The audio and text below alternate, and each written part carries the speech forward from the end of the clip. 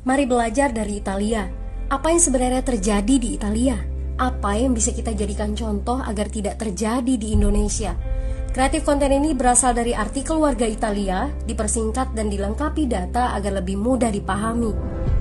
Tahap 1. Kasus pertama diumumkan. Itu cuma flu. Apa pentingnya pakai masker? Orang-orang ini cuma lebay. Saya kan sehat, gak bakal ketularan. Gak usah panik lah. Tahap 2. Jumlah positif COVID-19 mulai naik signifikan. Cuma beberapa yang kena. Yang meninggal pun hanya orang-orang tua saja yang emang udah punya penyakit. Hidup seperti biasa aja lah. Pacaran, nongkrong bareng temen, jalan-jalan ke mall. Tetep lanjut. Tahap ketiga, jumlah kasus meningkat dengan cepat, berlipat ganda dalam 1 hari. Tingkat kematian pun bertambah. 7 Maret, lebih dari 5.000 kasus positif COVID-19. Zona merah diberlakukan di Italia. Wilayah yang dikarantina hampir 25% dari luas Italia. Sekolah dan universitas tutup, tapi tempat kerja, bar, dan restoran masih buka. Sementara itu, 75% wilayah lain masih menganggap enteng COVID-19. Anjuran mencuci tangan ada di mana-mana, tapi sekadar anjuran dan tak banyak yang melakukan. Tahap 4, jumlah kasus meningkat pesat. Sekolah dan universitas ditutup selama sebulan. Darurat nasional pun diberlakukan. Rumah sakit menambah kapasitas, seluruh kamar dibersihkan untuk memberi ruang bagi pasien COVID-19. Tapi tak ada cukup dokter dan perawat. Ada terlalu banyak kasus pneumonia, terlalu banyak pasien perlu ICU, tapi ruangannya sudah habis, ventilator habis.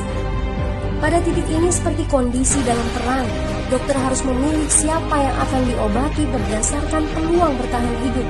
Itu berarti pasien lanjut usia dan punya penyakit bawaan seperti hipertensi, diabetes, stroke tidak masuk prioritas karena tidak ada lagi ruang.